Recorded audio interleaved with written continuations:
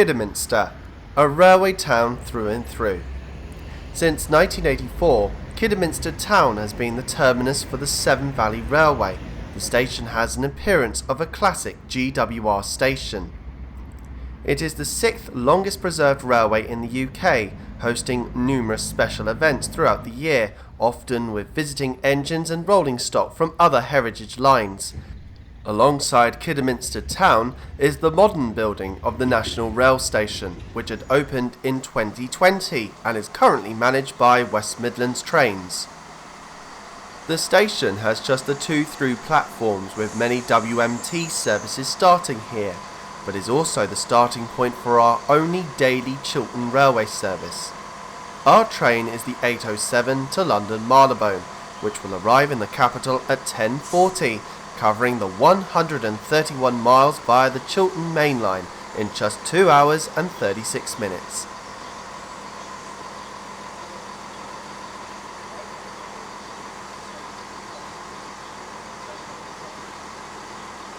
The route has been set for our Class 168 Clubman, the West Midlands Signalling Centre responsible for our train's progress to as far as Solihull Junction. From Kidderminster, we will firstly be travelling over the Snow Hill lines to as far as Birmingham Moor Street, where officially the Chiltern Main Line commences. The Main Line allows our train to travel at the maximum permitted speed of 100 miles an hour. Our last scheduled stop before London is Banbury, and we will travel non-stop via the Chiltern Hills, where the Main Line and the company takes its name from.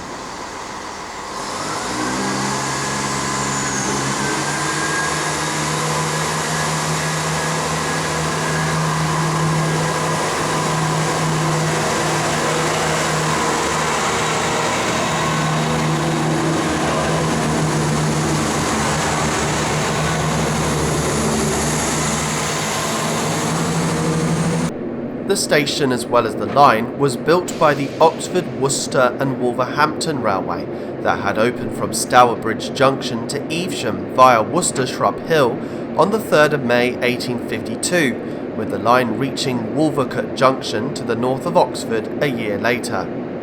There had always been an interest in a railway route being constructed towards Oxford via Stourbridge, Kidderminster, Worcester and Evesham, allowing railway companies to connect with these industrial towns, but the path of this route would have entered Great Western Territory.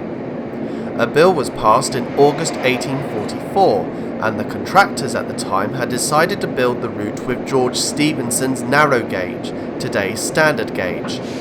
This was faced with fierce opposition from the GWR, who had insisted that the line should be built with their broad gauge, as it did fall into their region. The OWW and the GWR's fight lasted for years, even when the former was forced by Parliament to build the line with mixed gauge. This led the OWW to be nicknamed the Old Worse and Worse. A broad gauge inspection train had plied the line just a couple of days before the grand opening, and as incredible as it must seem, the loco was the only train ever to run on the broad gauge.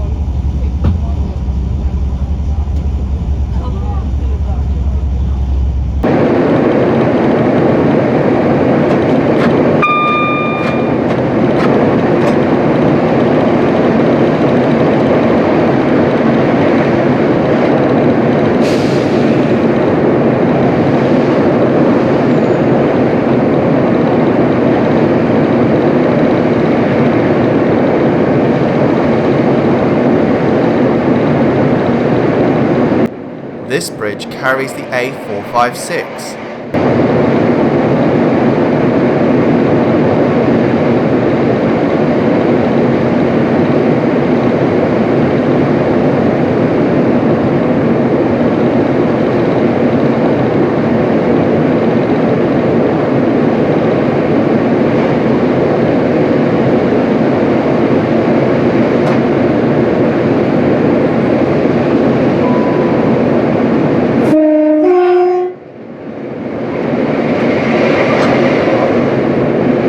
This is the Blakedown Viaduct, crossing over the Wannerton Brook and Churchill Lane.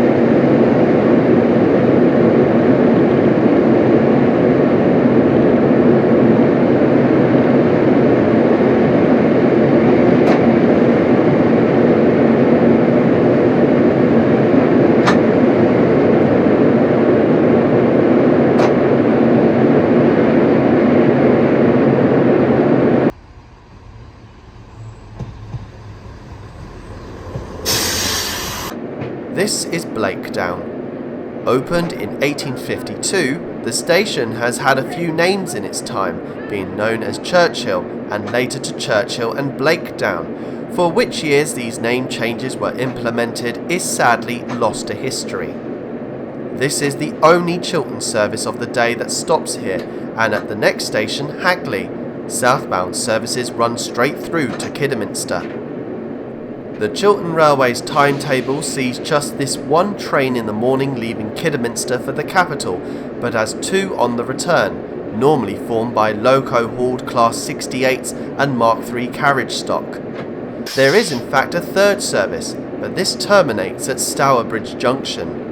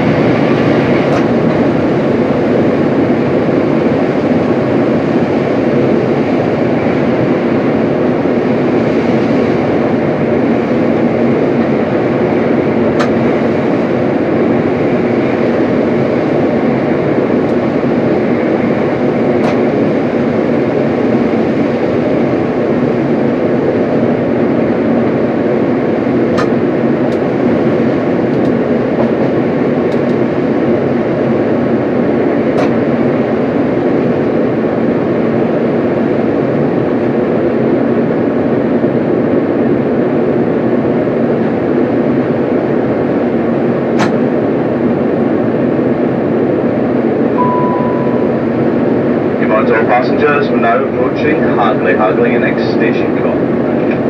Hagley station is a bit of a time warp, still retaining one of the best GWR era station buildings. Included is the canopied footbridge dating from 1884. As it's one of a kind still around with ornamental ironwork, it was granted Grade 2 listed protection in 2000.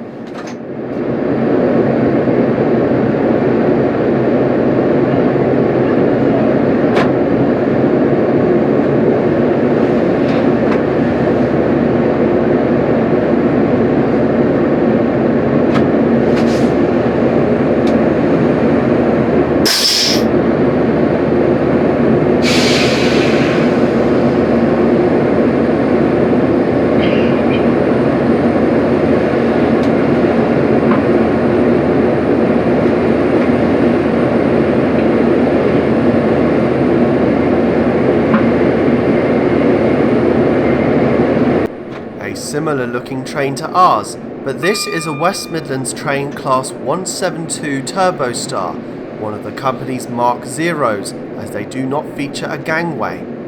This train is operating on a service from Dorridge to Kidderminster.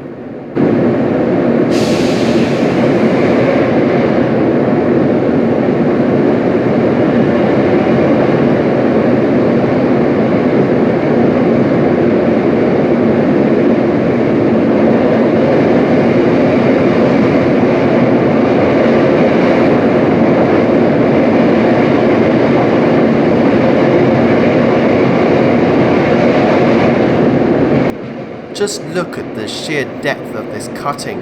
No doubt a challenging task for the OWW engineers who had to forge a path through this rocky terrain.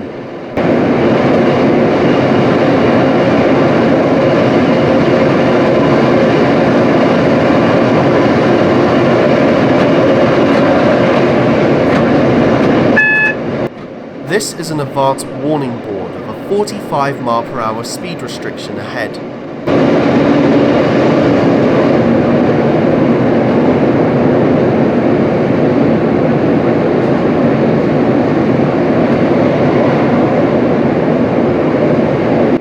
This is a banner repeater signal.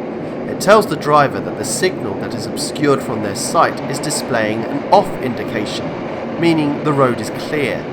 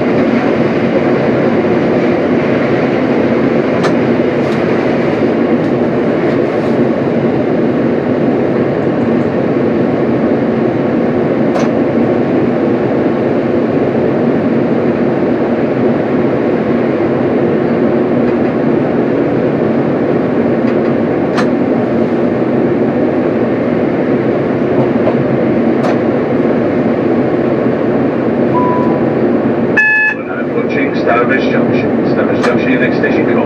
Please change here for Stourbridge time.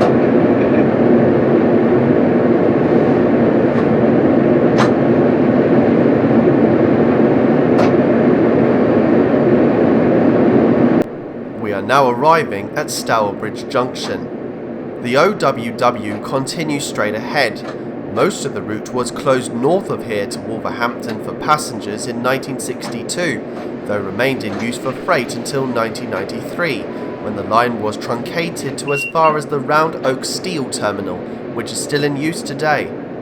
The station was known as Stourbridge when it opened with the line, the junction suffix being added when the short mile-long branch line was opened to Stourbridge Town in October 1879. Trains still continue to run between the junction and town stations, formed of this single-car Class 139 Parry People Mover, introduced to service in 2009, ferrying passengers up and down the line every 10 minutes.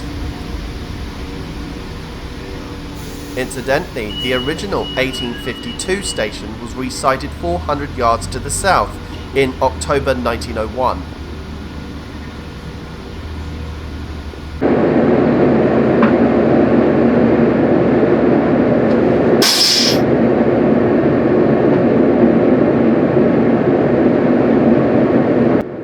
pass the exceptionally large Stourbridge Junction North signal box, decommissioned in 2012 when signalling transferred to the West Midlands Signalling Centre in Saltley. Being a main turnback point for trains bound for Dorridge, Stratford-upon-Avon and London etc., trains can be stabled here.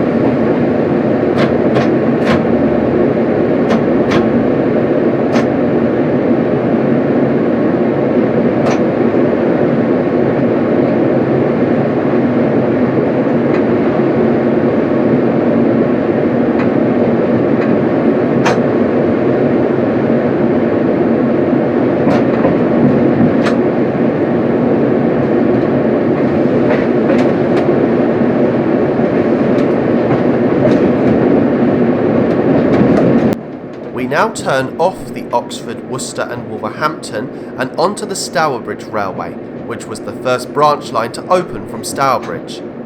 This small independent railway company was granted an Act from Parliament in June 1860 to build a route that would run for 3.5 miles to Old Hill.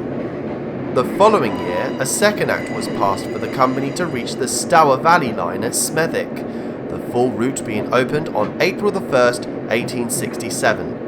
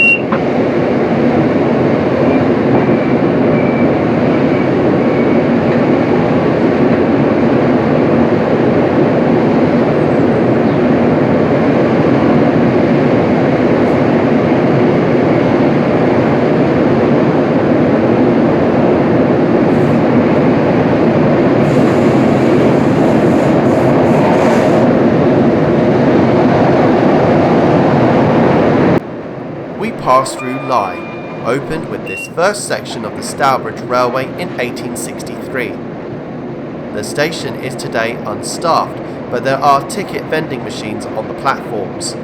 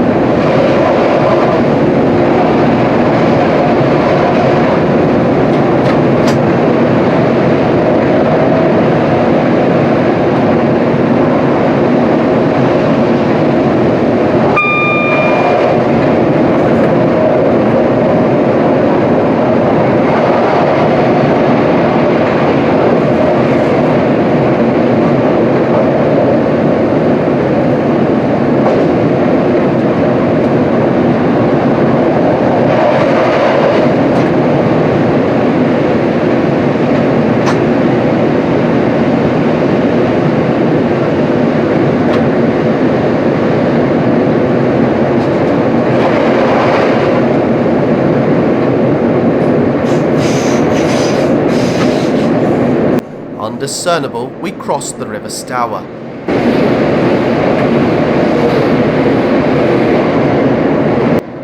This is Cradley Heath. Before the mid-1980s, the station used to have staggered platforms separated by the level crossing over Wood Lane.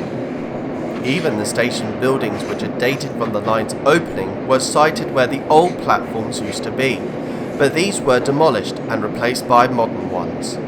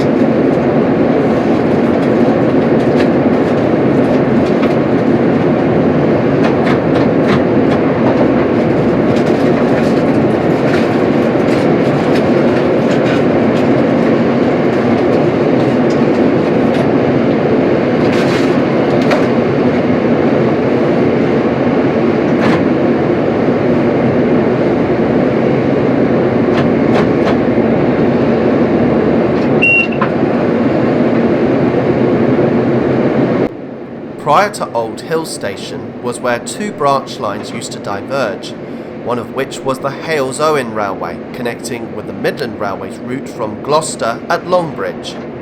It was opened to Hales-Owen in March 1878 and to Longbridge in September 1883. Later the line became a joint undertaking with the Great Western and Midland Railways.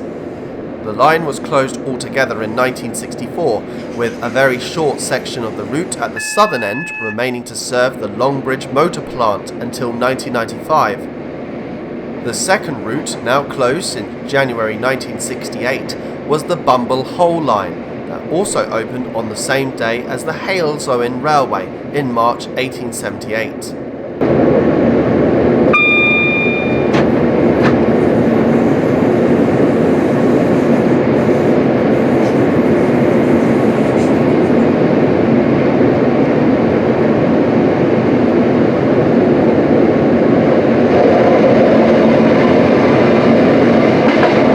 This is Old Hill Tunnel, 895 yards long.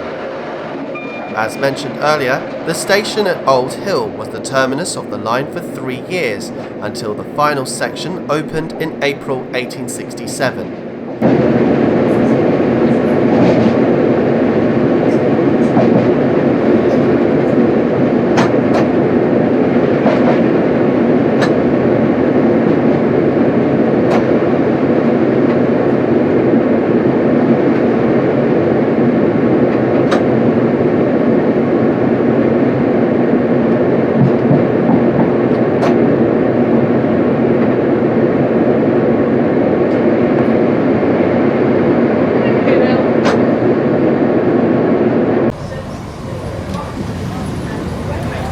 The station here at Rowley Regis opened on the first day, though it had been known as Rowley Regis and Blackheath until 1968.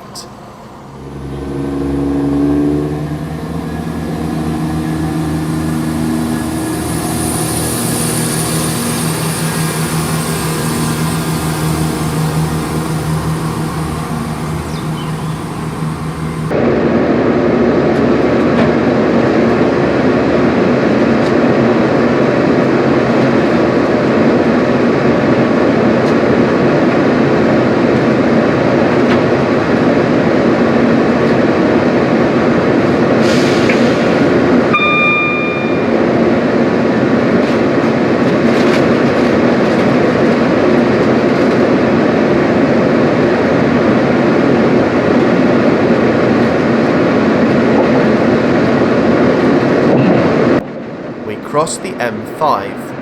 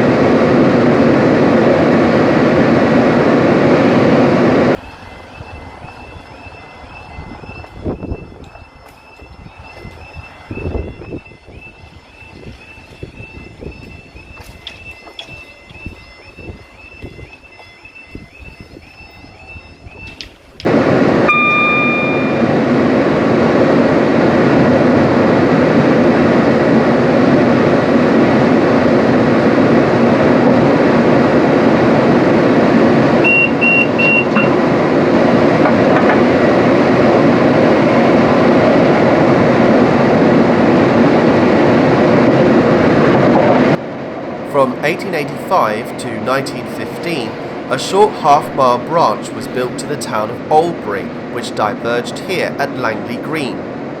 Built by the GWR, it was the second station to have opened within the town. The other was located on the Stour Valley line between Birmingham and Wolverhampton. That station had been known as Albury and Bromford Lane, but it was renamed in 1984 to Sandwell and Dudley. The Stourbridge Railway was independent for just 10 years from 1860, for when it was taken over by the GWR.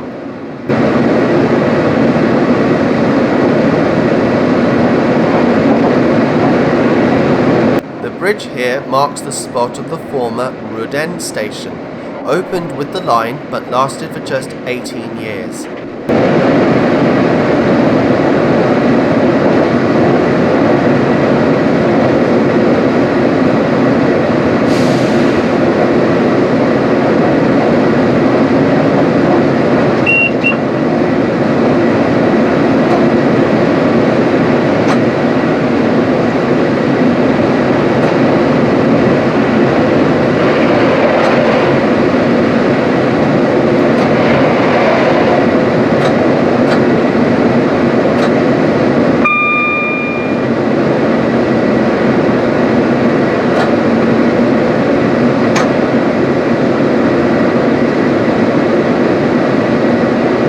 The platform remains of the former Smethwick West station.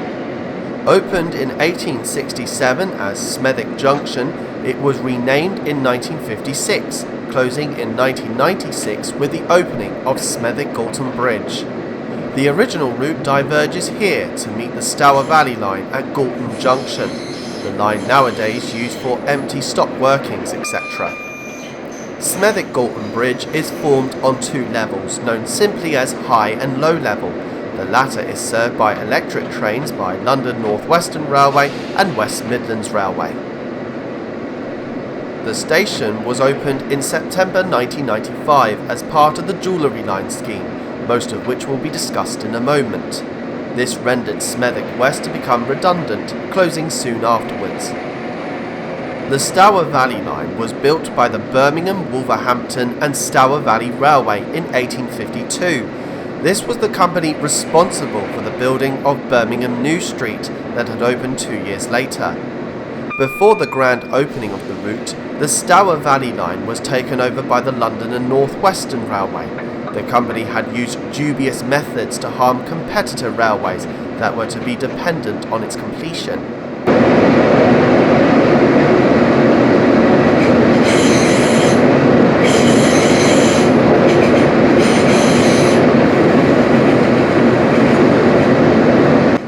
Meanwhile, we are joined on the left by the West Midland Metro tram route. Opened in May 1999, it runs to Wolverhampton, and in its 23-year lifetime, it has had various extensions to it. The most recent was to Wolverhampton's main railway station and to Edgbaston. The Hawthorns is served by both the West Midlands Metro and railway services. The station has been around since 1931, but had incidentally closed in 1968, reopened though as part of the Jewellery Line project in 1995. As Snow Hill Station saw a reinstatement of passenger trains to the south, this 4.5 mile long project saw the opening of 3 new stations at Galton Bridge, the Hawthorns and Jewellery Quarter. Our line dates from November 1854. It was built by the Birmingham, Wolverhampton and Dudley Railway. As an affiliate of the GWR, trains used to run to and from London Paddington to Birkenhead Woodside. Chief engineer was none other than Isambard Kingdom Brunel. Trains also called at Wolverhampton Low Level Station, a joint station with the OWW, the high level station having been built by the rival LNWR. Now no longer in national rail operation since the withdrawal of passengers in 1972, and with complete closure in 1992, the line has nonetheless been relayed by the Metro network. Although the trams leave the original trackbed between Priestfield and Wolverhampton Low Level due to Low Level being closed in 1972 and eventual partial demolishment for housing and commercial use in 2006.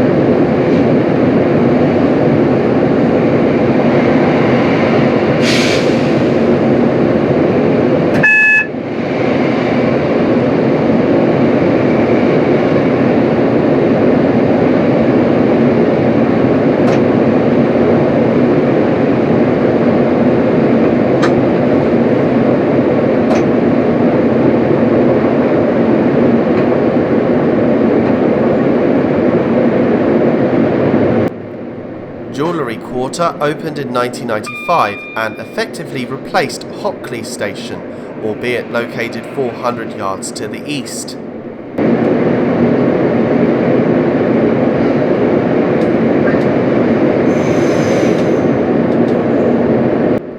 We enter Hagley tunnels, numbered 1 and 2. The first is 136 yards long, the other 160. The tunnels had been enlarged between 1908 and 1909 with the laying of an additional pair of tracks following the removal of the broad gauge.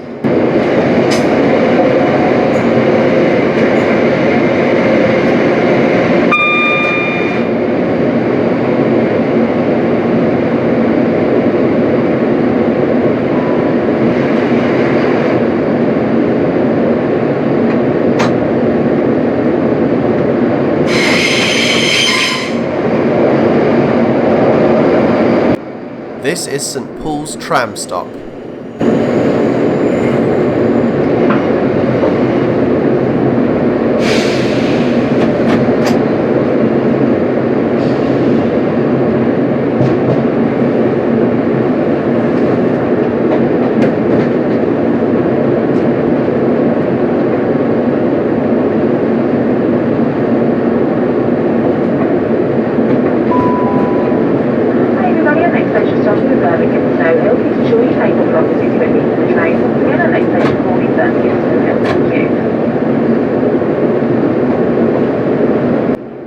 So we arrive at Birmingham Snow Hill, one of 3 stations in the city and managed by West Midlands Trains.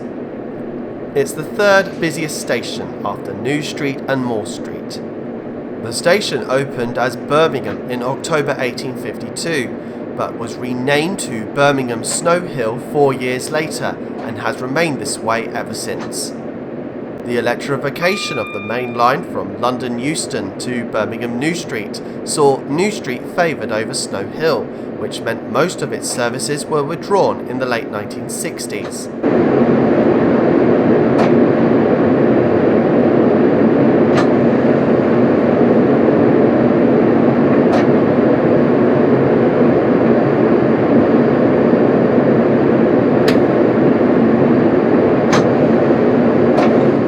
This led to the station's eventual closure in 1972 and demolishment 5 years later. After 15 years of closure, a new Snow Hill station, the present incarnation, was built. It reopened in 1987, back in business. This is where the hourly Chiltern Railway services from London Marylebone now terminate.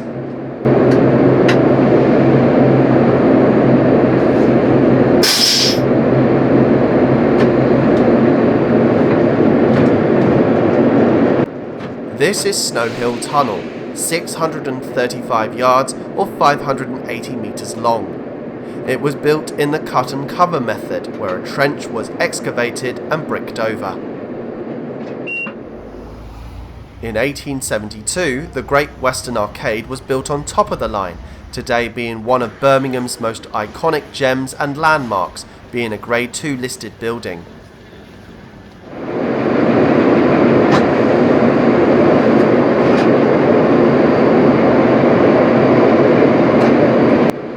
Emerging from the tunnel, we arrive at Birmingham Moor Street.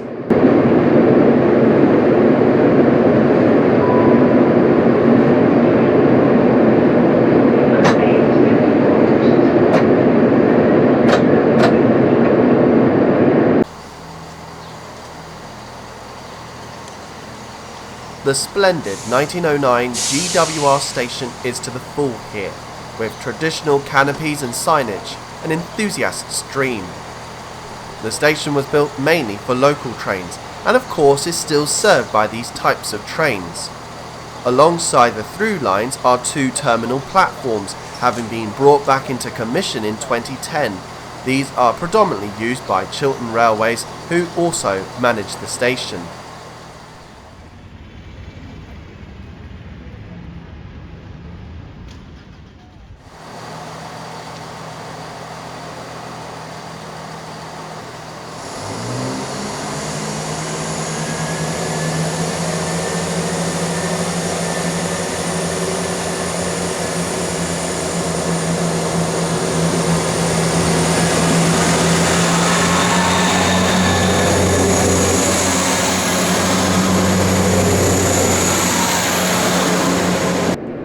Moor Street marks the start of the Chiltern Main Line proper, and we travel over this route all the way to London Marylebone. The line is currently elevated on a tall concrete viaduct above the streets.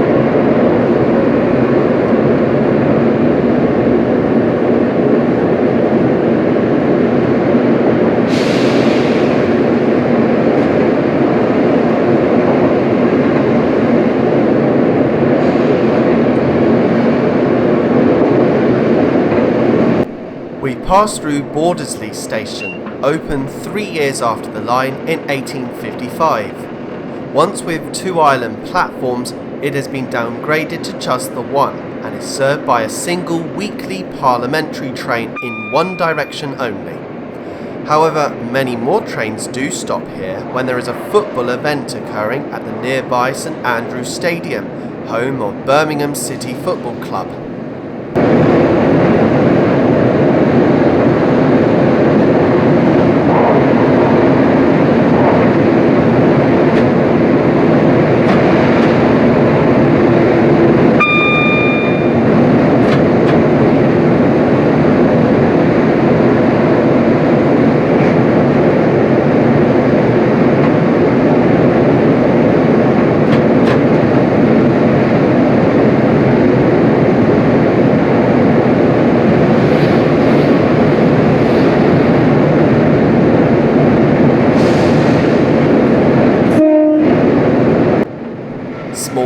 Opened in 1863 and had been known at first as Small Heath and Sparkbrook.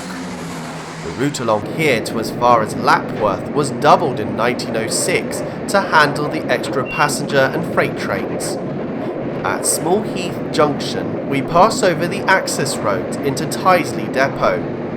Founded back in 1908, it is still responsible for the maintenance of WMT and Cross Country's Turbostar fleet, but also for the steam engines based at the Tyseley Locomotive Works, formerly the Birmingham Railway Museum.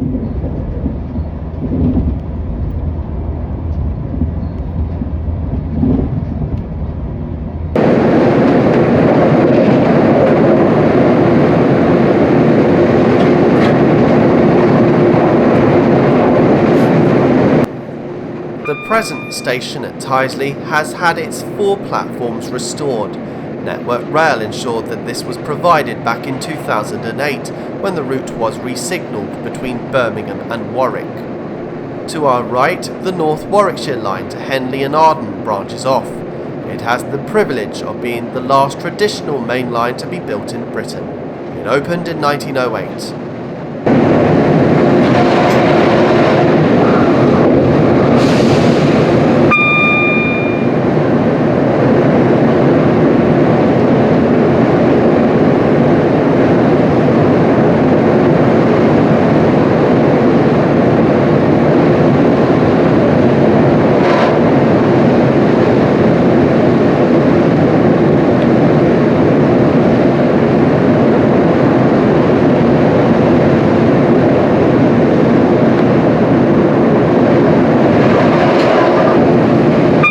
This is Acock's Green, opened with the line in 1852, though from 1878 until 1968 it had been known as Acock's Green and South Yardley.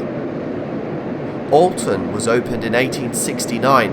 Its prime role was as a suburban station, explaining why the booking office is located on the down platform.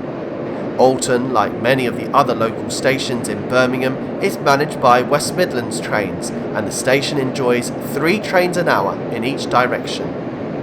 The Chiltern Main Line that we all know today was built in 3 key stages by the Great Western and Great Central Railways. This section of our route is the second oldest, originally built by the Birmingham and Oxford Junction Railway from Banbury to Birmingham, now Snow Hill, on the 1st of October 1852.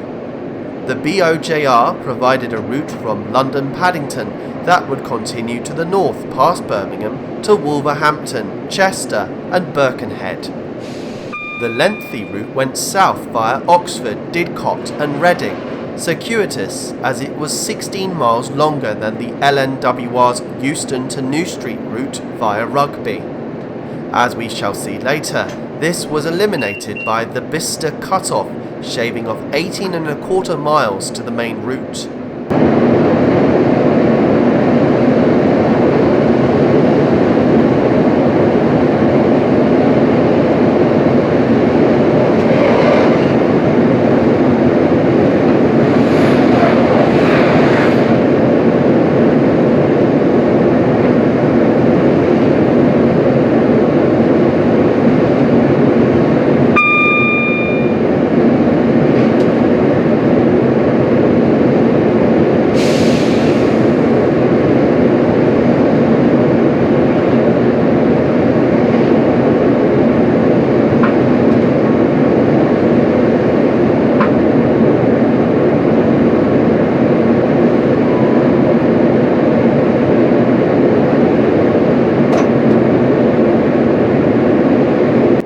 We are now slowing for Solihull.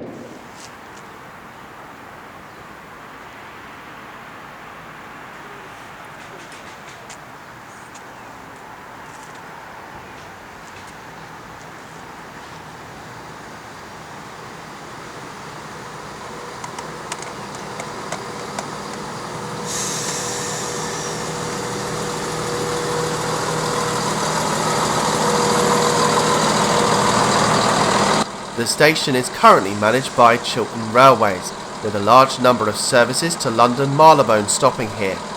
Additionally, there is even a local Chiltern service which emanates from Leamington Spa. The station building fronting the main road has been classically restored to its former glory, reminiscent of GWR days.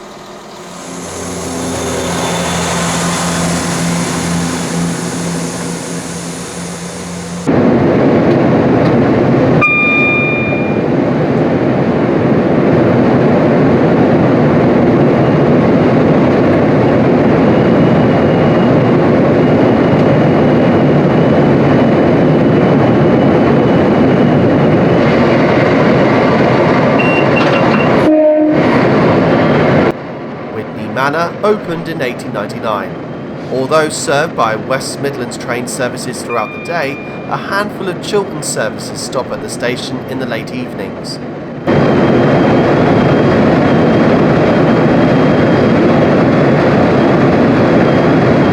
We pass over the M42, one of 3 motorways that forms an orbital loop around the city of Birmingham. We have now left the UK's second largest city and firmly within the depths of the countryside.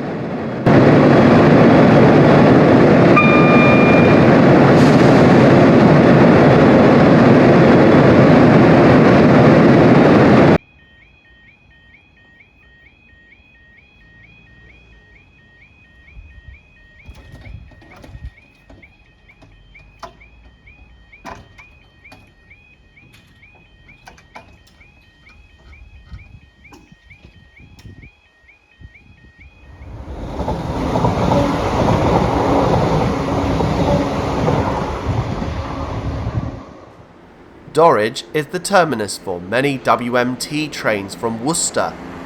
Until 1974, the station was called Knowle and Dorridge.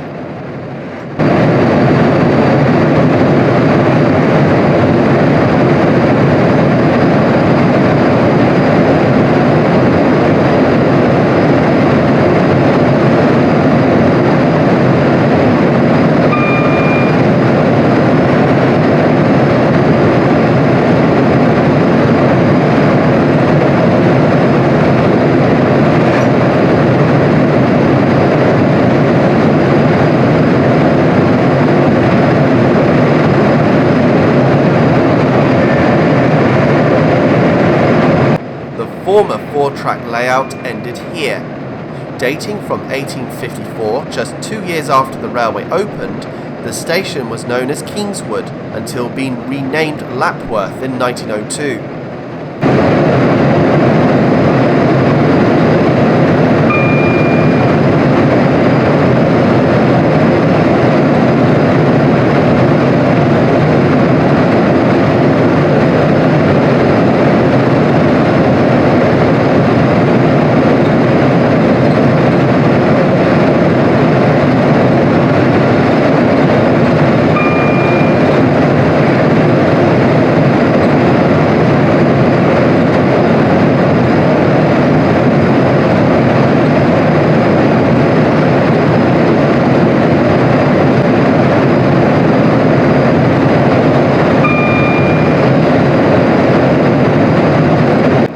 The line now comes alongside the M40. Buried underneath the motorway was Rowington Junction, the branch line to the town of Henley in Arden. The railway opened in 1894, predating the North Warwickshire line by 14 years.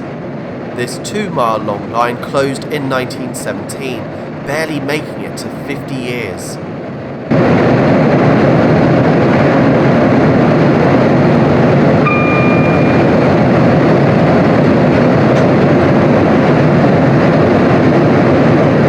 This is Hatton North Junction, followed by the corresponding South and West Junctions, a triangle with the branch line to Stratford-upon-Avon.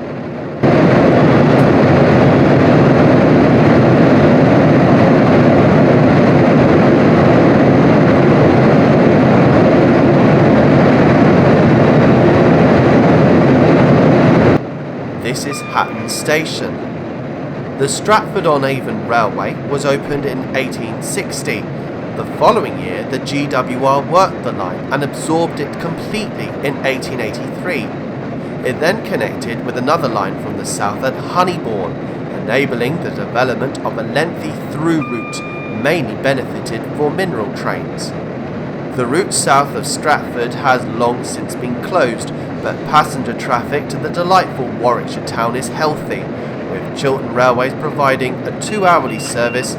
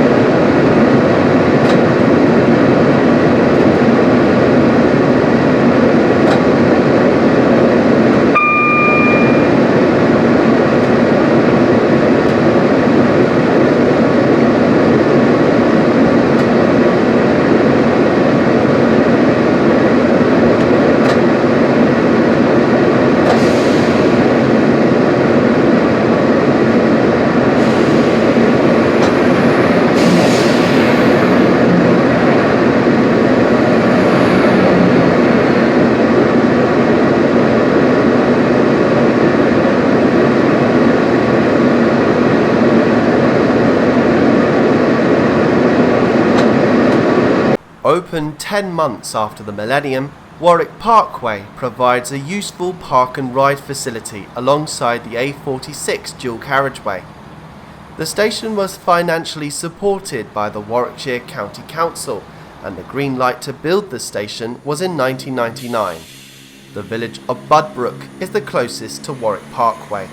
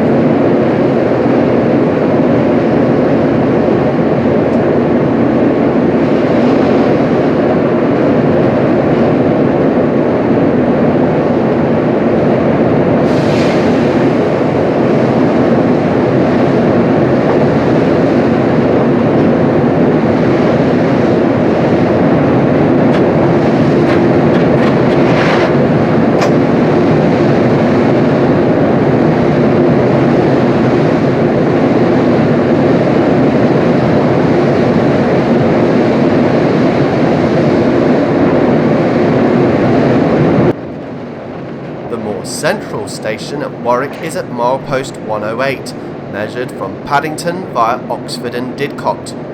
There is an hourly service provided by Chiltern throughout the day, whilst West Midlands trains augment the services at the station with a few trains in the peaks.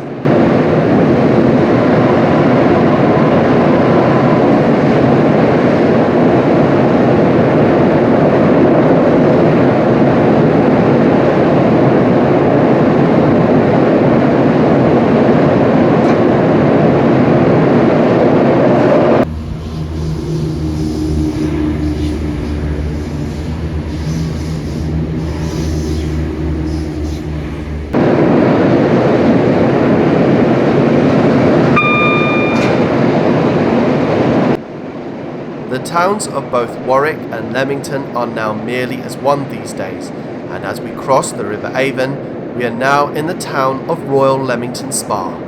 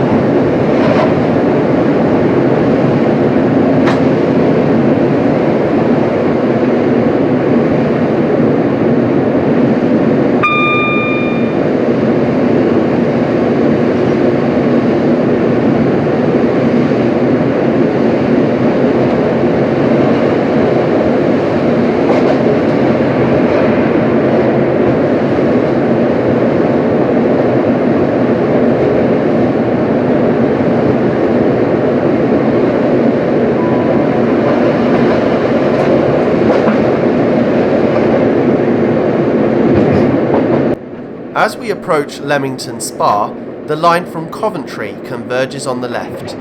It was constructed in 1844 as the first railway to reach the town, built by the Warwick and Leamington Union Railway, terminating on the edge of the town at Milverton. Inconvenient as the station was located right outside the town centre, in 1854, when now under the control of the LNWR, the company built a new station alongside the GWRs and called it Leamington Spa Avenue. This became the railhead for other routes, such as the line to Rugby and Weedon via Daventry. That line, along with the station at Leamington Spa Avenue, closed in 1965, and all services now focus on this station.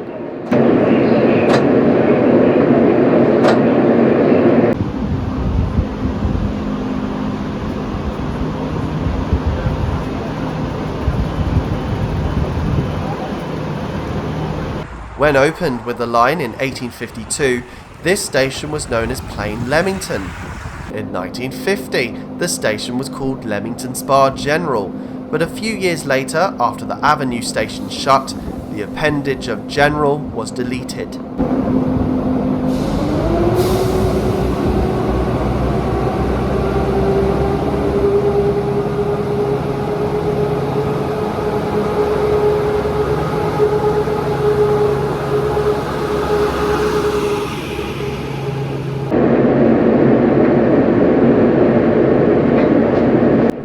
The distance between Leamington Spa and Banbury is the longest stretch between stations on the Chiltern Main Line. Good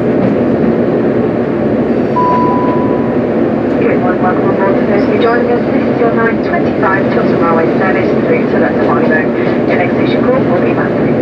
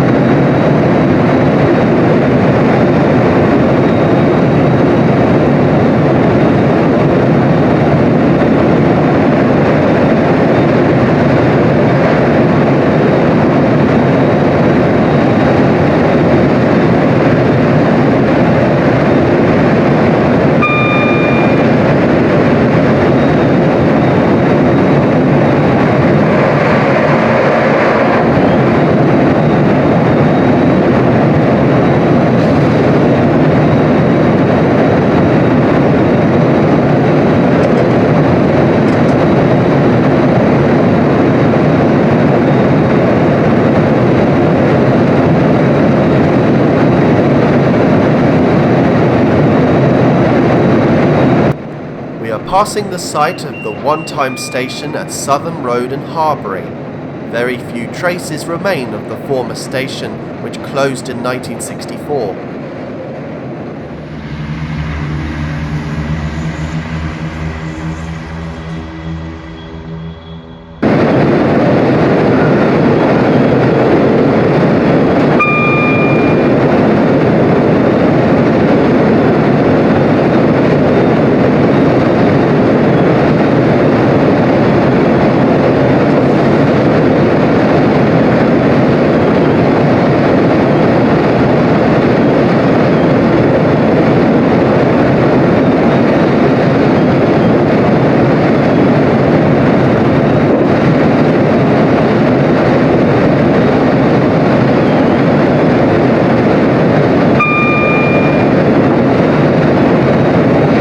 This was the one-time Fenny Compton station. The single line that trails in from the right leads to an MOD depot at Kinton. It is now the stub of the former East and West Junction Railway from Stratford-upon-Avon to Towcester, which opened in 1871. By 1908, the route was known as the Stratford-upon-Avon and Midland Junction Railway, when the EWJR merged with two other long-windedly named companies. In 1923, the line became a part of the London, Midland and Scottish Railway. After 1964, much of the line had closed piece by piece, and those once busy passenger trains dwindled down to nothing. That short section of line to Kinton is the only remnant of the vast extensive network.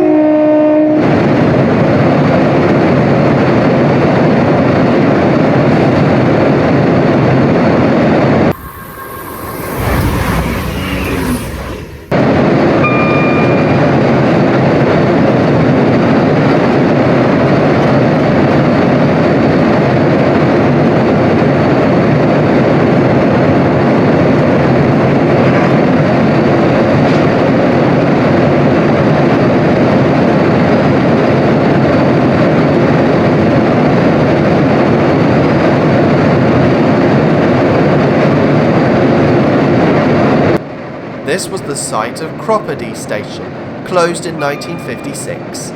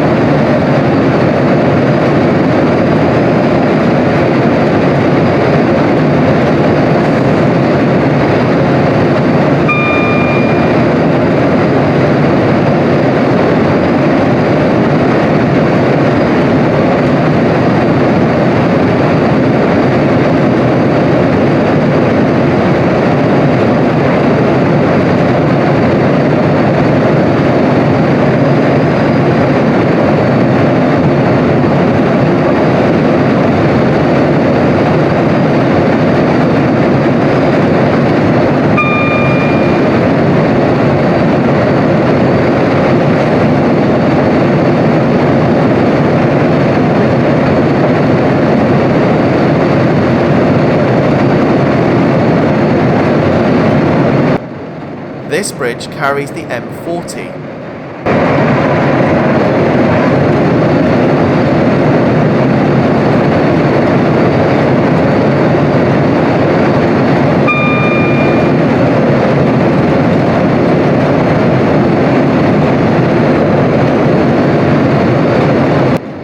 Just to the north of Banbury was Banbury North Junction, where a link line connected with the Great Central Main Line at Woodford Halls. Opening in 1900, the link line was subsequently used by long-distance cross-country services from Aberdeen to Penzance, Oxford to Leicester, and Newcastle to Bournemouth. Much of these routes today are provided by the 21st Century Cross-Country TOC. The line closed along with most of the GCR main line in 1966.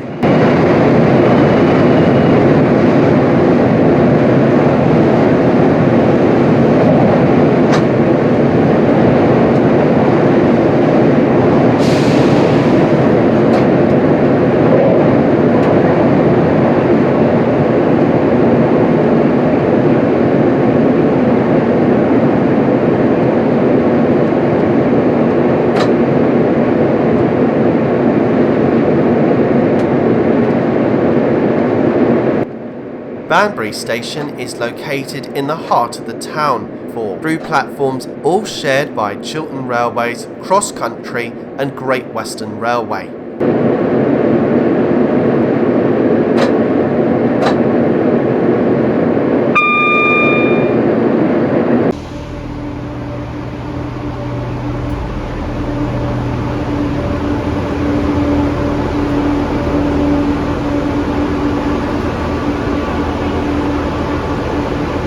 The station had been given the appendage of Bridge Street, so it avoided confusion with Merton Street on the former Buckinghamshire Railway to Verney Junction. The station here was renamed Banbury General in 1948 and back to plain Banbury in 1974.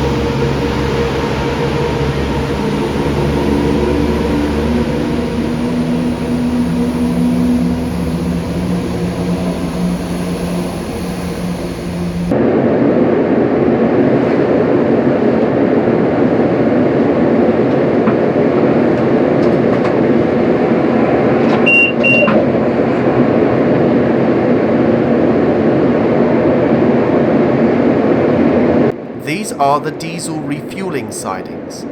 It's now non-stop to London Marylebone at a distance of 68 miles as we prepare to travel through the scenic Chiltern Hills, where the main line and the company takes its name from.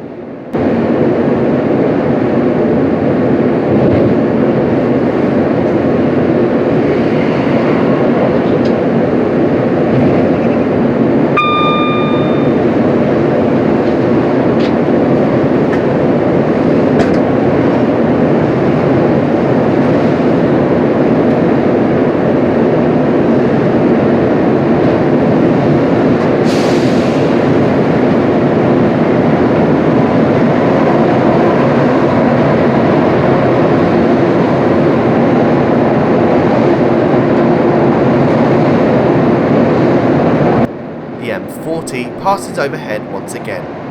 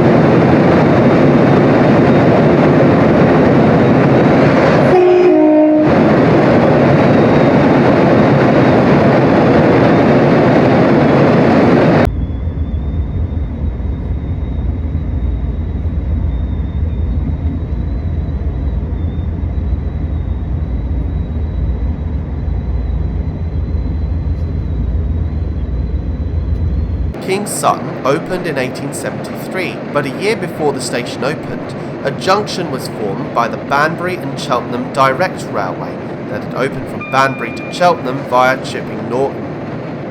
Passenger services over the branch were withdrawn in 1951, while freight struggled on until 1964. Today, King Sutton is served by local trains operated by Great Western Railway from Oxford and Chiltern services from London. Back underneath the M40 for the third time in its many miles.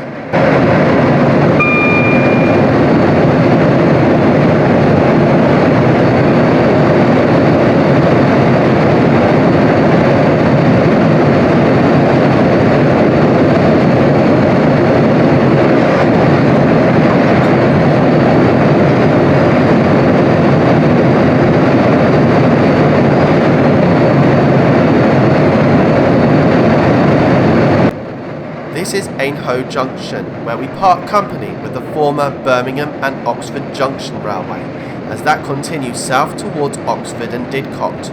The flying junction is traversed at 90 miles an hour. Signalling is now with Marylebone Integrated Electronic Control Centre, or IECC, which will supervise the control of our train all the way to the end of the line. It dates from 1990 with the total route modernisation of the main line. We passed the location of Ainhoe Park Station, opened with the route and closed in 1963.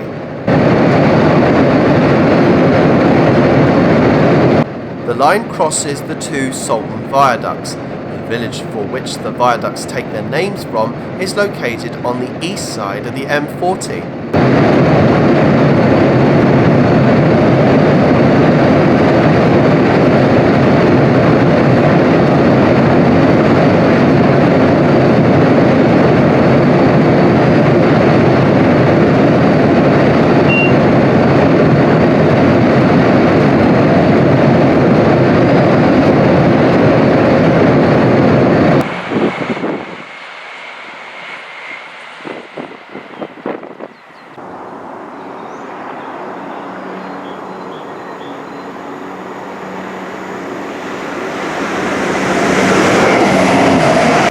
Now enter Ardleigh Tunnel, 1,144 yards.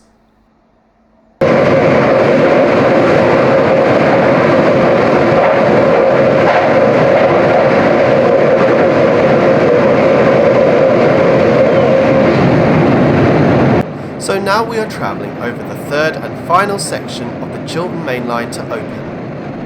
Known as the Bicester Cut-Off, solely built by the GWR, the railway ran from Ainhoe to Ashenden Junction, the point on our trip where the Great Western and Great Central Railways join forces.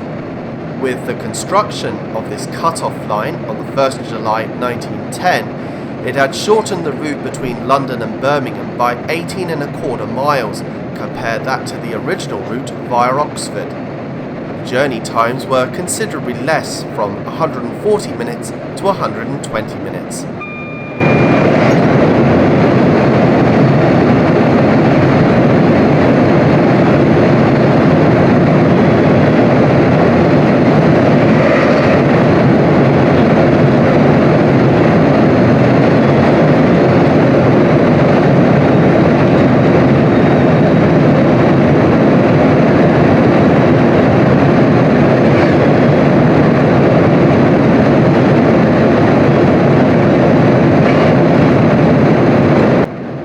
At Ardleigh had been established here from day one, but closed in 1963. However, an odd oversight occurred here long after the station's closure, and Ardleigh continued to appear in the weekly special traffic notices for the London Midland region of British Rail. It's safe to say that hardly anything stopped here.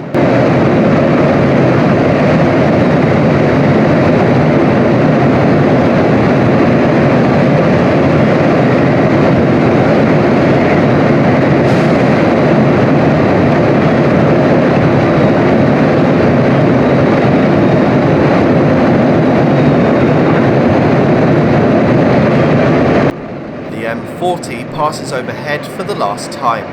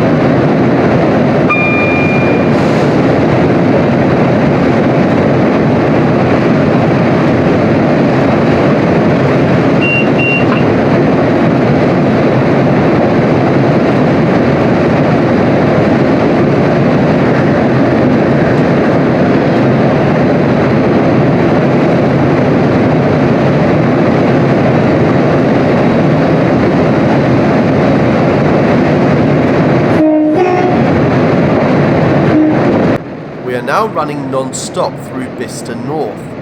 Major redevelopments took place here after the redoubling of the line in 1998. The up platform was widened using the former trackbed of the fast-through lines, a common feature seen at many GW and GCR stations. This now enables trains to pass through the station at the line's maximum, 100 miles an hour. The Varsity line, or the Oxford to Cambridge line, passes underneath, with a new connection installed in 2014, joining us here at Bicester South Junction. The Varsity line opened in 1850 to Oxford and 1862 to Cambridge. However, much of the route closed in 1967, leaving Oxford to Bicester and Bletchley to Bedford the only part remaining open.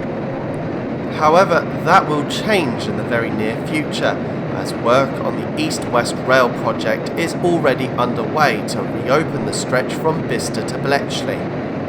The ultimate aim is of course to reopen the entire 73-mile-long line between Oxford and Cambridge, but that is well into the future.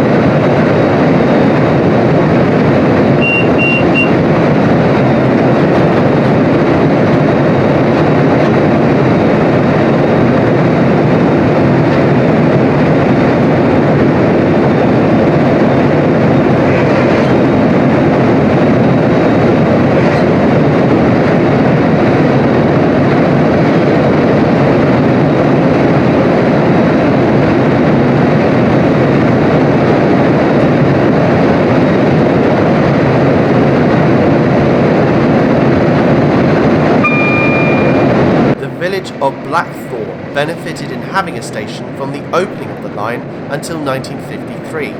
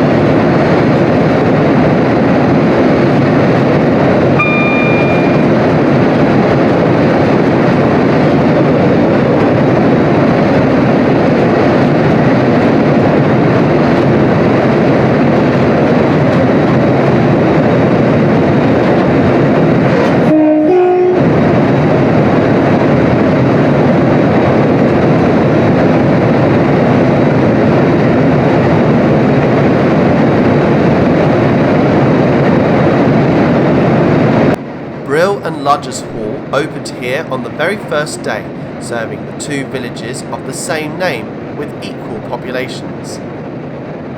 It had the typical track layout with centre run-through roads for express services.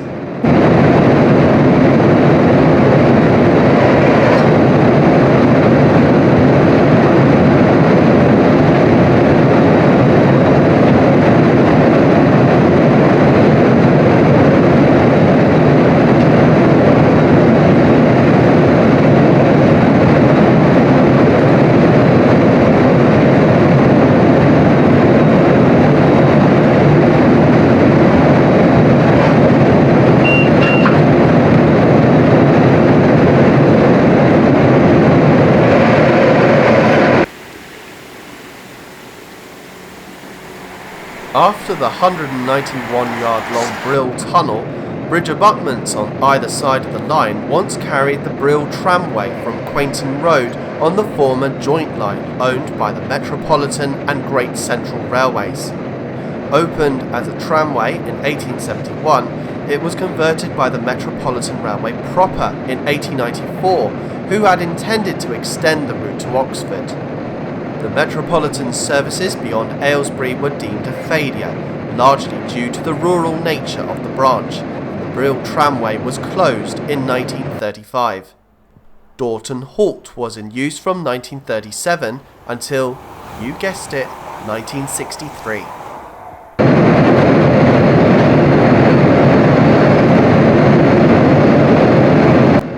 This was the one-time Ashenden Junction, where the Great Western and Great Central Joint Line commences.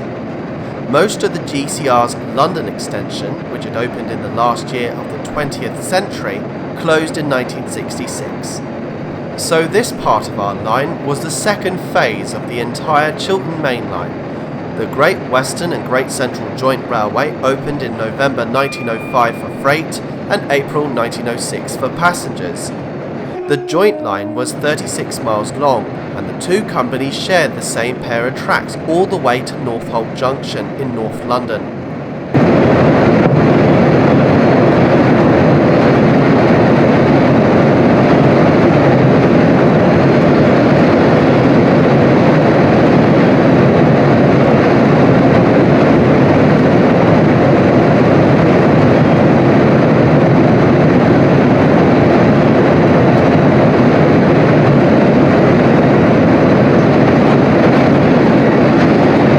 We are now officially passing through the Chiltern Hills, which covers 660 square miles, stretching 45 miles from Goring-on-Thames in the southwest to Hitchin in the northeast.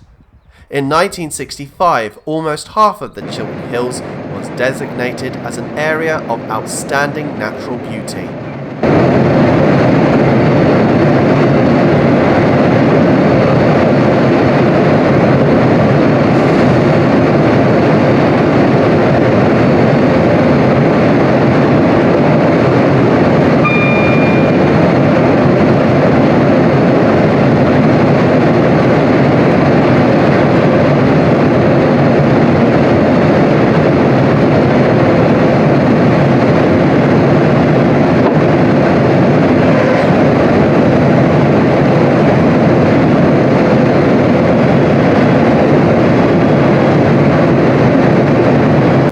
This is Hadnam and Tame Parkway.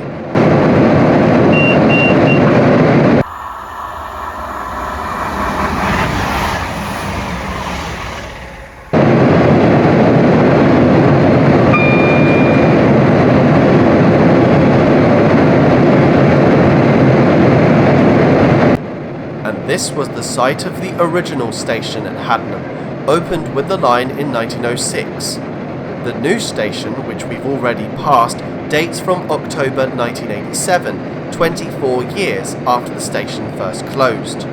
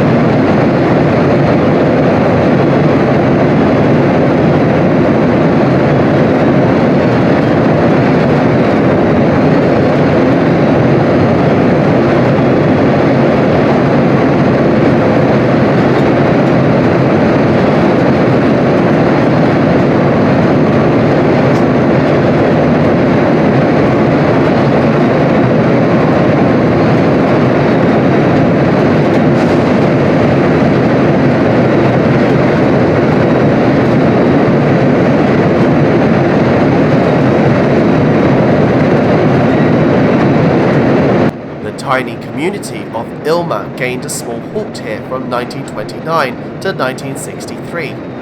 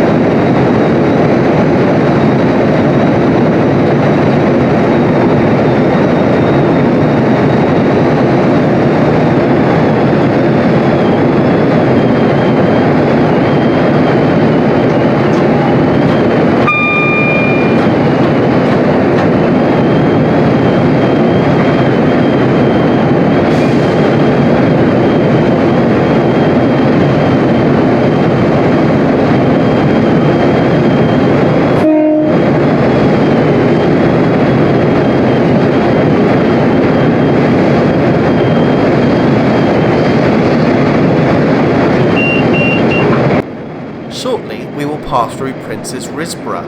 This area is known by generations of steam crews as it was the confluence of 5 major routes. As we know, our line was opened in 1906, but the Wycombe Railway had opened from High Wycombe to Thame in 1862. Part of that route we will travel over to High Wycombe. The company had then a year later opened a single line to the county town of Buckinghamshire, while last but not least, the Watlington and Prince's Risborough Railway opened in 1872. Part of the WPR is now in the hands of the preserved Chinner and Prince's Risborough Railway. The line to Thame and Oxford has also disappeared since the Beeching Acts, but the single line branch to the town of Aylesbury still lives on and has a regular flow of commuter trains. Until the redoubling of the line in 1998, trains used to be handled on just the one platform, today's up platform.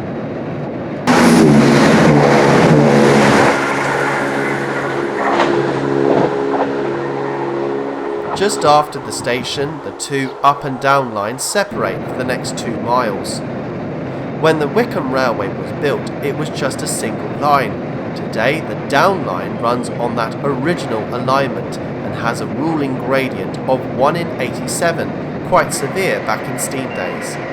When the joint line took over the Wycombe Railway in 1906, doubling of the line had already been envisaged, but to avoid this steep gradient, today's up line was constructed with an easier gradient of 1 in 167. The penalty for the newer deviation was this deep cutting and the excavation of the Saunderton Tunnel.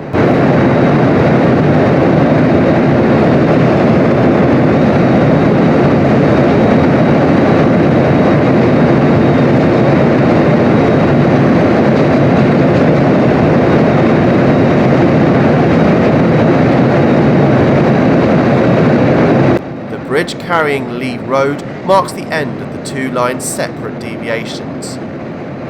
The Wycombe Railway was formed in 1846 as a single line to operate all the way from Maidenhead to Oxford. Because the line started on the Great Western Main Line, the route had been constructed with Isambard Kingdom Brunel's 7'1/4" broad gauge.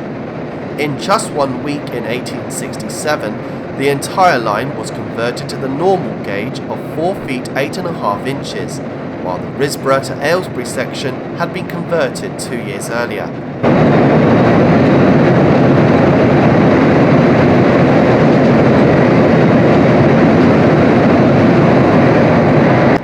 Surprisingly, the village of Saunderton is located closer to Prince's Risborough, some 3 miles away. However, the station is the railhead for a number of outlying villages such as Bleedlow Ridge, Bradnam and Walters Ash.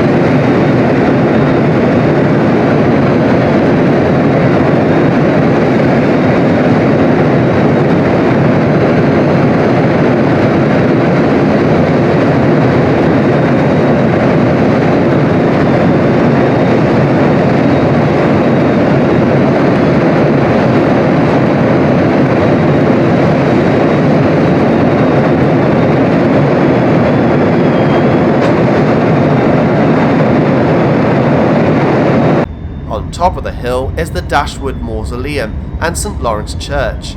It sits on top of the Hellfire Caves.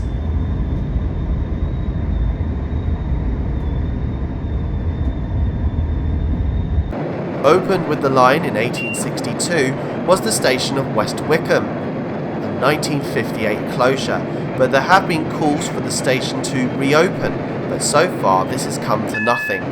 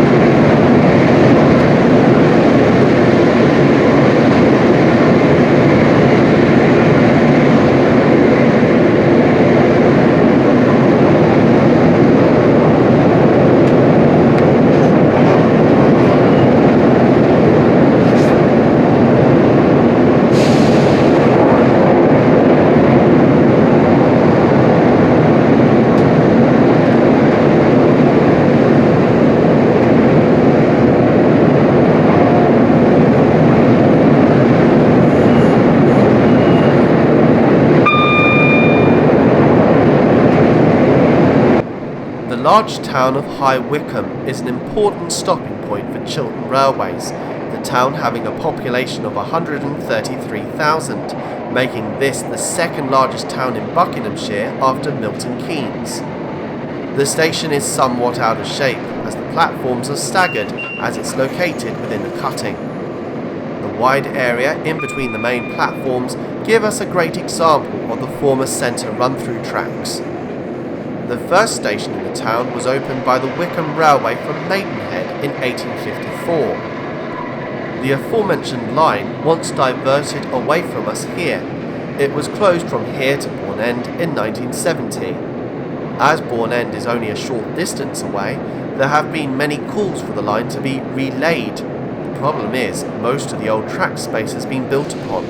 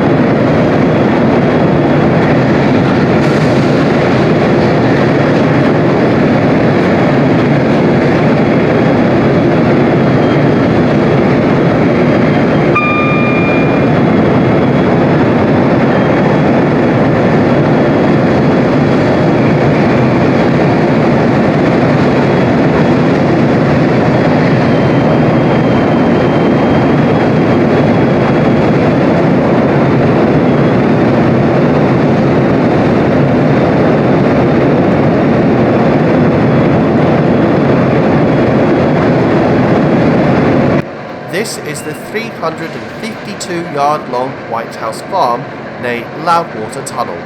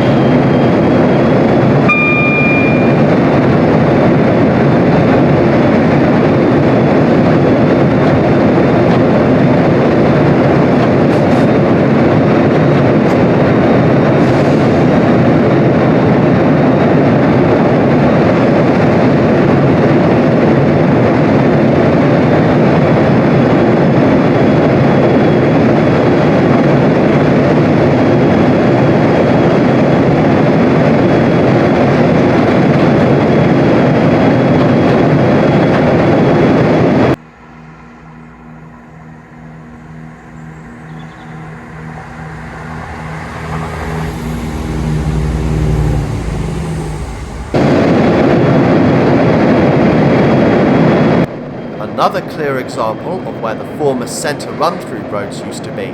Beaconsfield is famous for the small model village located nearby called Bekonscot, the derivation of both Beaconsfield and Ascot.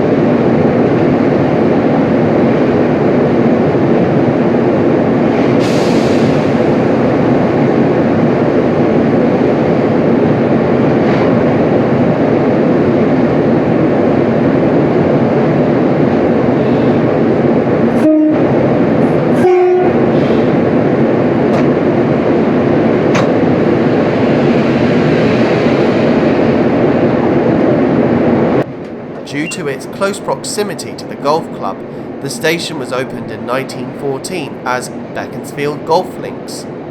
4 years later, however, the station was renamed to Sear Green and Jordan's.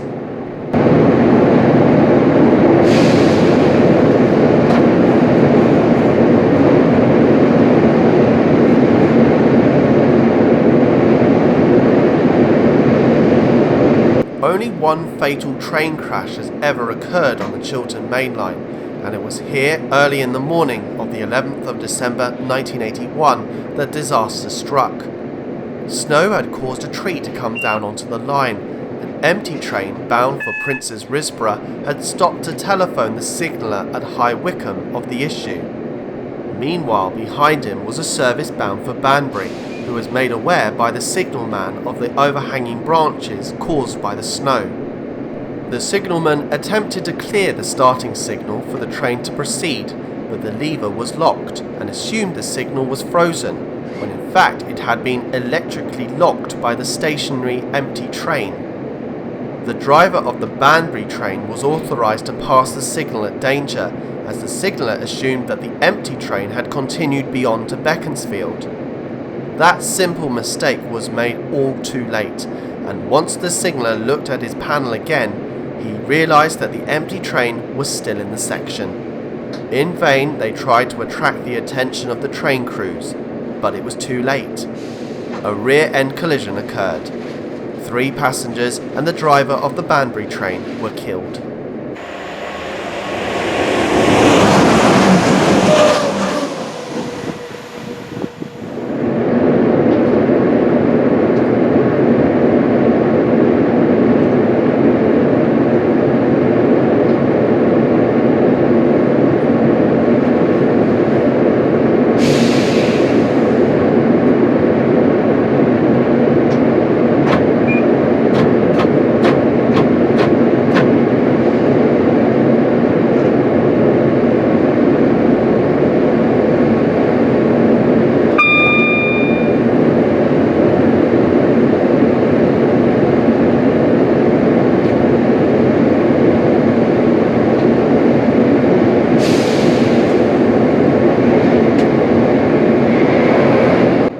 Note the reversing siding adjacent to the up line as we approach Gerrads Cross and the new tunnel, which was constructed for a Tesco superstore.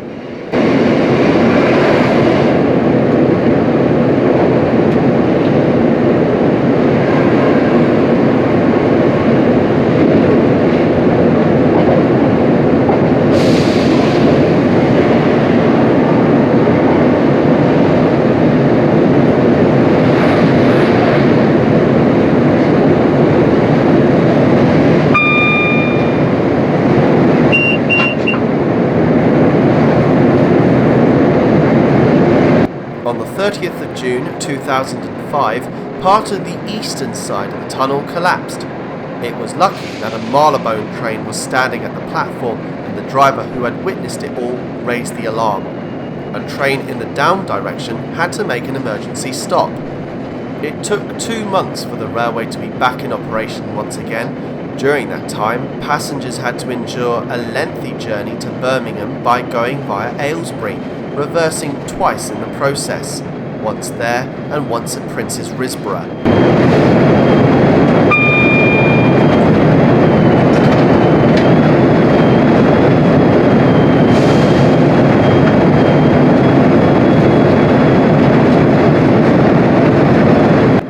We crossed the M25 and the Misbourne Viaduct.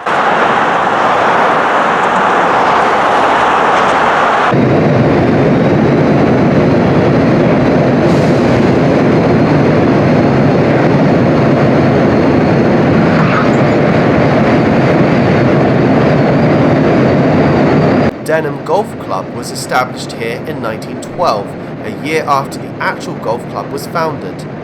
Both platforms still retain their traditional GWR pagoda-style waiting shelters.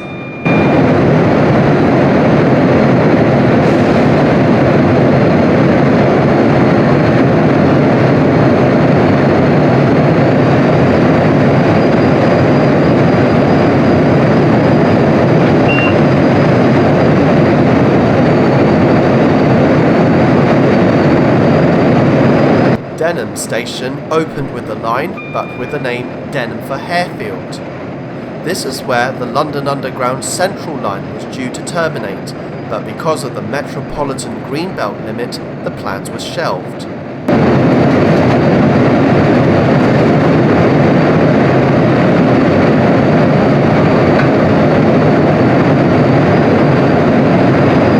Beyond the bridge carrying the Grand Union Canal, there was a triangular junction with a route to Uxbridge High Street. The line opened in 1907 and was intended to link up with the GWR branch from West Drayton, but local landowners objected to this. The line to Uxbridge closed to passengers in 1939 and to goods in 1964.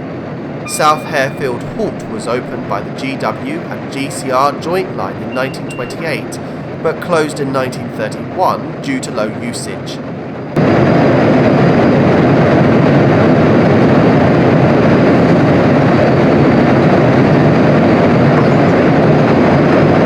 Passengers on the train cannot miss the large construction work associated with High Speed 2, which will parallel our line from West Ruislip to just after the site of the former South Harefield Halt. When opened, it will provide a faster rail link between London and Birmingham.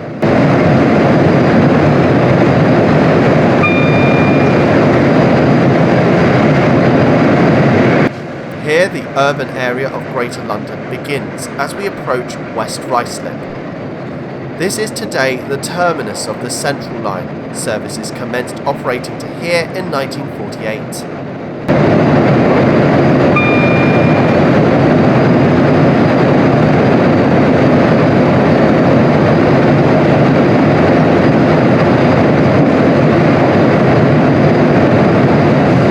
West Ruislip Depot, one and two on the line, the other is located at Hainault.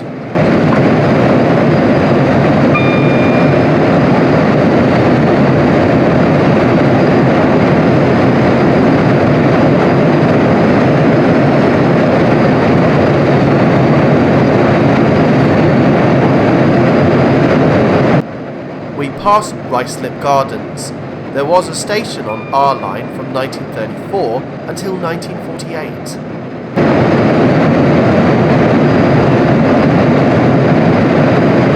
Now we approach South Ruislip and Northolt Junction. This is historically where the GWR and GCR parted company. The GWR route into Paddington continues straight ahead, although today it's very little used and severed beyond Greenford. One daily parliamentary train from West Ealing plies the line, running non-stop to High Wycombe.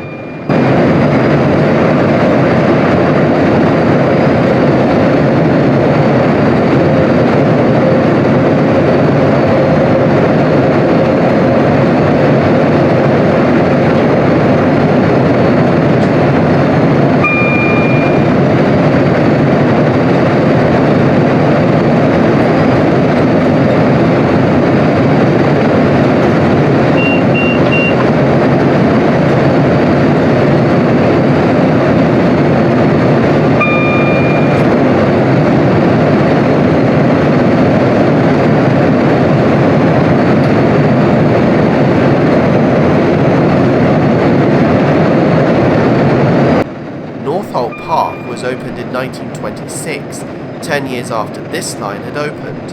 It was solely constructed by the Great Central Railway as a quicker alternative route into Marylebone. The original 1899 route had become heavily congested as it shared the tracks with the Metropolitan Railway from Harrow-on-the-Hill to Quainton Road.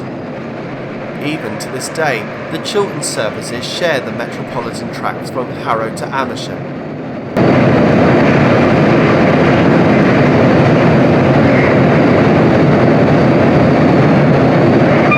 This station is called Sudbury Hill Harrow to differentiate it from the Piccadilly line station, which is plainly called Sudbury Hill.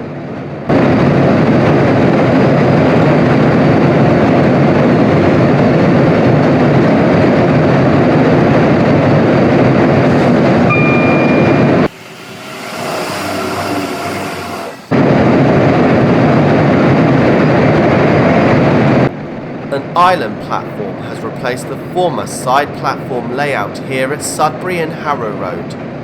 A limited number of trains stop here, just 4 in each direction during the peak hours, Mondays to Fridays. There are no services on the weekend.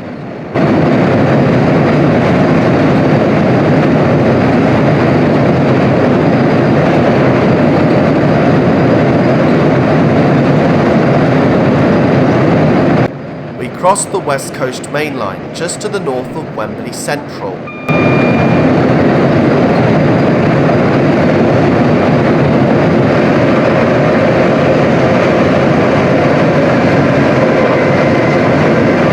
The falling gradient is evident as we approach the last open station on the route, Wembley Stadium.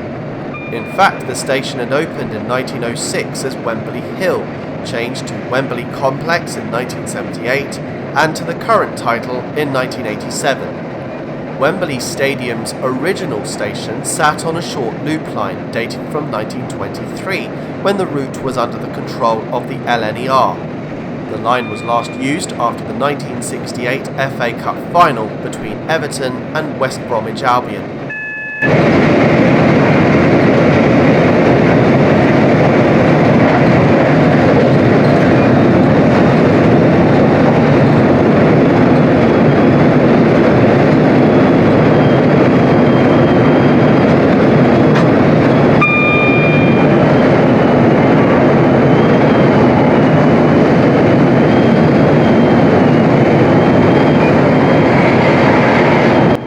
Eastern South Junction, we join Chiltern Railway's other main branch from Aylesbury. At the same time, we parallel the Jubilee and Metropolitan lines as far as Finchley Road. All the 5 intermediate stations that include Neasden, Dollis Hill, Willesden Green, Kilburn and West Hampstead are served exclusively by the Jubilee. The Metropolitan provides a non-stop express service from Wembley Park to Finchley Road.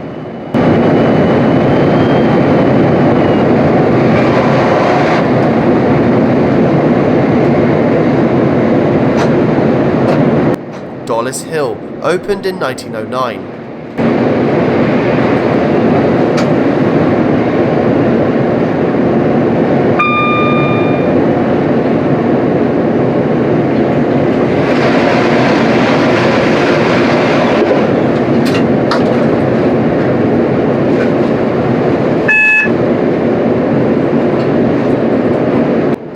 Many of the mileposts along here are now measured at a distance nearly 200 miles away.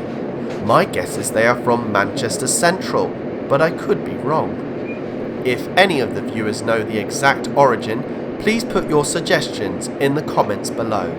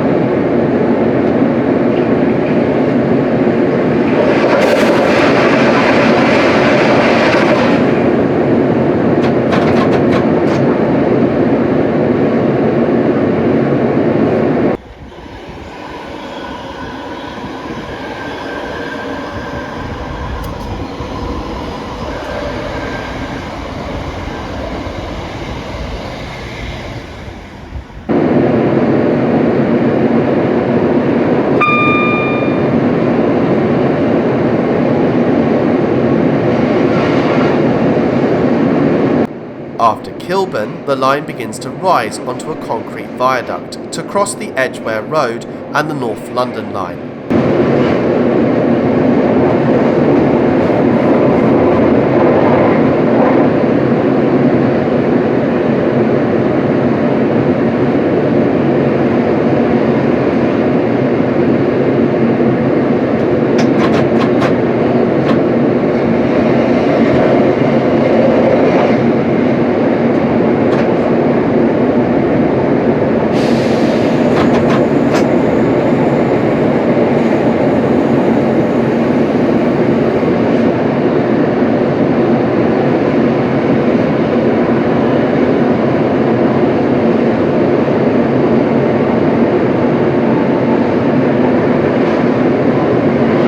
West Hampstead is also served by Thameslink and London Overground services, though those stations are all separate and located to the north on West End Lane.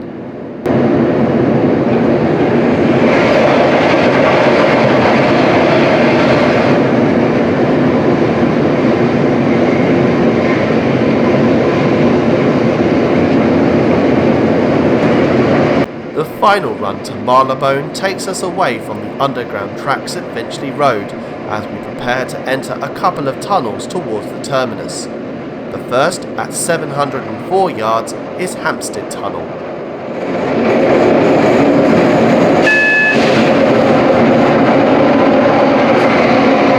Briefly at South Hampstead, the line crosses the West Coast Main Line again. The final tunnel is St John's Wood. It is the longest on the Chiltern Main Line at 1,606 yards in length. The tunnel passes underneath the grounds of Lord's Cricket Club and was constructed by means of the cut and cover method. To avoid disrupting the cricket season, the GCR had to construct the tunnel from the autumn of 1897 to the spring of 1898.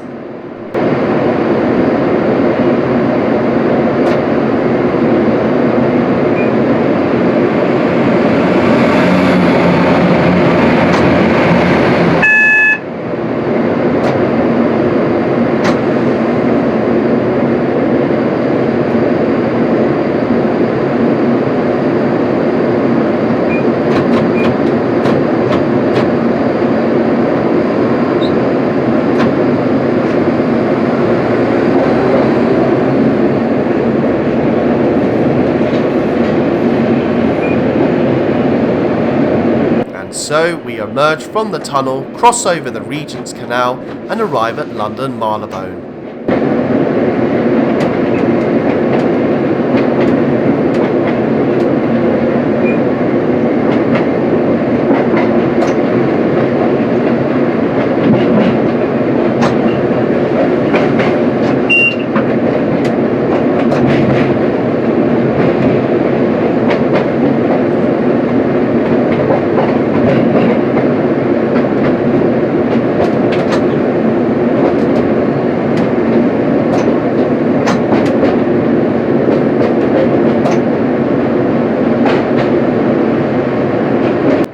One of two stations in the city that is not managed by Network Rail but by the main train operating company, Chiltern Railways. The other is located at London Fenchurch Street. The station is also the only main London terminus to host diesel trains. We arrive on platform 1. Although traffic had declined in the mid-part of the 20th century after the GCR main line closed, the station has been reprieved since 1993, with these long-distance services from Aylesbury, Birmingham and Kidderminster, to name a few.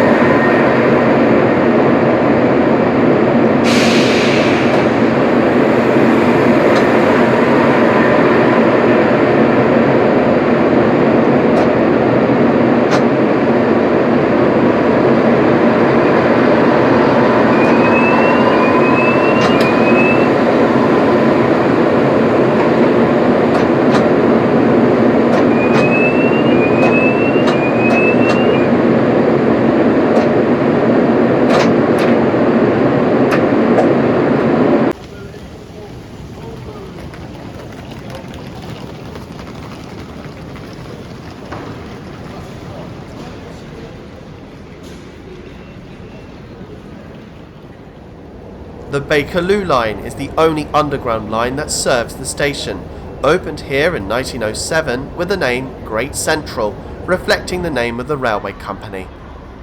Marylebone's legacy lives on with the Great Central Railway, the predecessor of the Manchester, Sheffield and Lincolnshire Railway, the last traditional main line to open in the UK on the 15th of March 1899.